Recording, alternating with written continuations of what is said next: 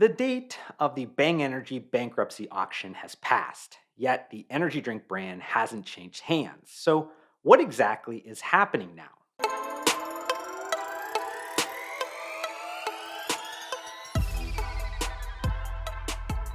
I'll provide the needed insights that will be helpful in answering that introductory question a bit later in this content. But first, a lot has happened since I uploaded my last major Bang Energy bankruptcy explained update in mid March. But that probably shouldn't surprise you at this point, right?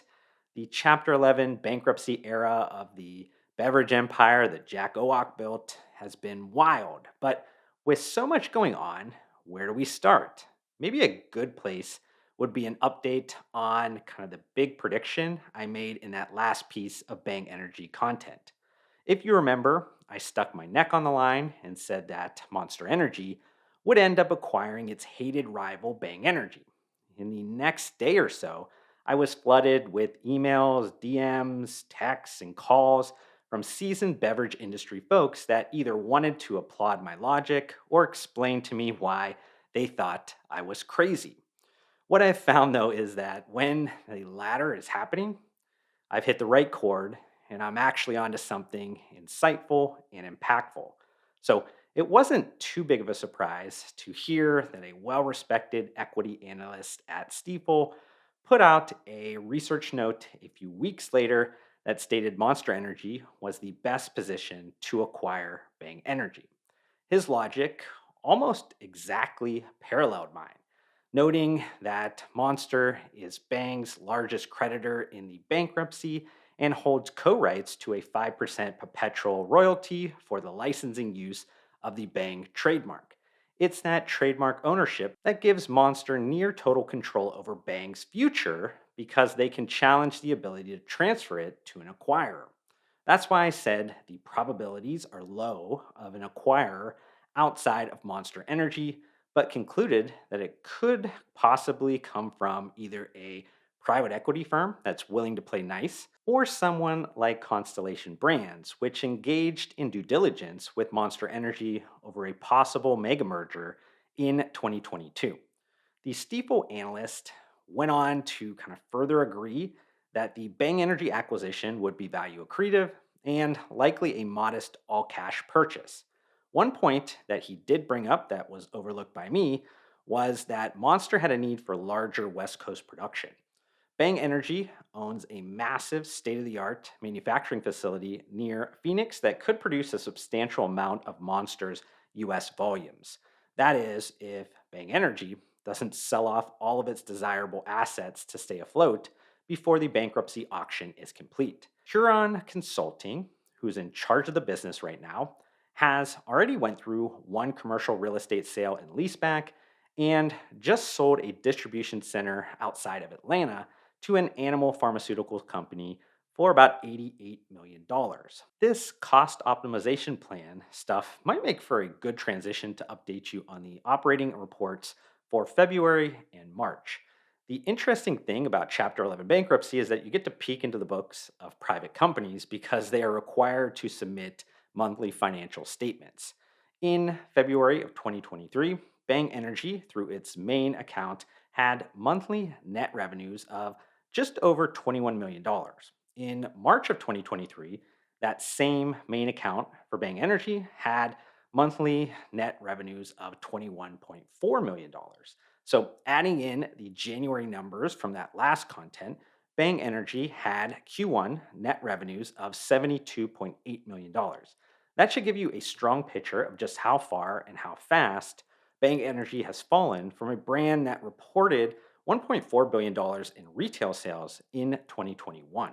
If you were wondering, or most likely you already have assumed this, Bang Energy had a steep operating loss of around $10 million in 2023's quarter one. And that's before the tens of millions of dollars additionally in legal costs and interest expense from servicing its debt instruments. Now, I wanted to find a creative transition into this next update, but I don't even think Da Vinci would have had enough brain power for this challenge. It goes something like this. I Jack Owoc was forced by threat to post this against my will. If you follow the founder and ex CEO of Bang Energy on Instagram, you would have seen him post something to this accord in the comment section on recent posts. These comments would be laced with tons of other disparaging remarks towards targets like Huron Consulting, Monster Energy, and even the Florida bankruptcy courts. Jack Owoc also went live on Instagram a few weeks ago to tell his side of the story. If you go on the Bang Energy CEO profile now, you won't see any of this, and that's because the court threatened to fine Jack Owoc $25,000 a day until they were removed. If you are confused at what the heck is going on, as I mentioned in the last content, the ousting of Jack Owoc can be only described as a hostile takeover. Knowing full well that his brash personality would lead to a very public counterattack, the company went after Jack Owoc's social media accounts since they were tied to Bang Energy. But even Jack Owoc tagging me in those Bang Energy posts and me reading each one of them, it wasn't until putting together some notes for this content that it struck me how desensitized I had become to this Bang Energy bankruptcy circus. I've covered many industry bankruptcies over the last handful of years, and this one is about as unique as we will ever experience. And just to kind of add more shit onto this pile, we can't forget that Monster Energy just won another judgment against Bang in the Super Creatine false advertising case. An order by the California federal court requires Bang Energy to stop using Super Creatine in marketing, take down any related ads, and issue corrective statements. This permanent injunction was said to be necessary to keep Monster from continuing to lose prospective customers and market share because of Bang's super creatine labeling that was still being used after that original verdict. Bang Energy's argument was that forcing it to destroy existing super creatine cans would cause millions of dollars in losses, disrupting its production and leaving it unable to match consumer demand. While I certainly get why Monster Energy did this, it kind of supports my original comments about Rodney Sachs being someone you likely don't want to cross on the business playing field. But just to kind of end this content on what I was referring to in that introduction, the Florida Bankruptcy Court approved an extension that moves the Bang Energy bankruptcy auction from April 27th to now May 25th. Why did that happen? Well, pursuant to the bidding procedures, the debtors can extend the dates and deadlines relating to the transaction in their reasonable discretion and in consultation with relevant parties. Can that happen again? I don't know. I'm not a lawyer, but something tells me I'll be creating a part 4 of this Bang Energy Bankruptcy Explained series in about a month. So make sure you are subscribed to my channel and hit that little bell thing so you get notifications when I post. But thank you as always for tuning in, and I'll see you in the next one.